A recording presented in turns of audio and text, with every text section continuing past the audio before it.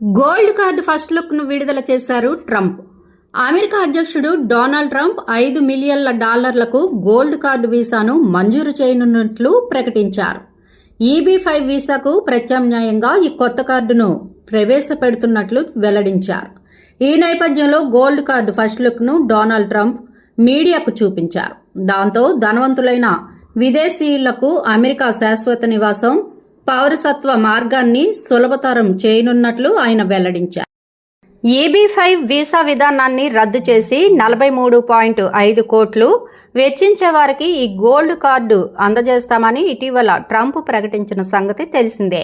దీన్ని కొనుగోలు చేసిన వారికి నేరుగా అమెరికా పౌరసత్వాన్ని అందజేస్తారు. ప్రపంచవ్యాప్తంగా సంపన్నులను ఆకర్షించేందుకే దీన్ని ప్రవేశపెట్టామని, వారు అమెరికాకు వచ్చి భారీగా ఖర్చు పెడితే స్థానికంగా ఉద్యోగాలు పెరుగుతాయని ట్రంప్ తెలిపారు.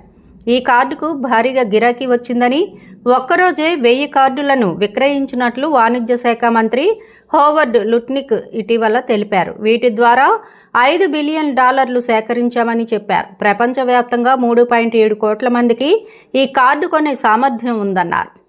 EB-5 ప్రోగ్రాం వల్ల జరుగుతున్న మోసాలు, ఇతర అక్రమాలను అరికట్టేందుకు వీటిని తీసుకొస్తున్నట్లు వెల్లడించారు. చట్టబద్ధ ఇన్వెస్టర్ల పౌరసత్వం, శాశ్వత నివాసం కల్పించేందుకు ఇది ఉపయోగపడుతుందన్నారు. EB-5 వీసా విధానాన్ని అమెరికా 1990లోనే తీసుకొచ్చిందే. వేలాది మంది ఈ ఇన్వెస్టర్ వీసాలను పొందారు. అయితే ఈ విధానంతో మోసాలు జరుగుతున్నాయని, కొందరు అక్రమంగా నిధులు పొందుతున్నారని ఇటీవల జరిపిన అధ్యయనంలో తేలిందే. దాంతో 2022లో కొన్ని సవరణలు చేశారు. తాజాగా దీని స్థానంలో గోల్డ్ కార్డును ట్రంప్ ప్రకటించారు.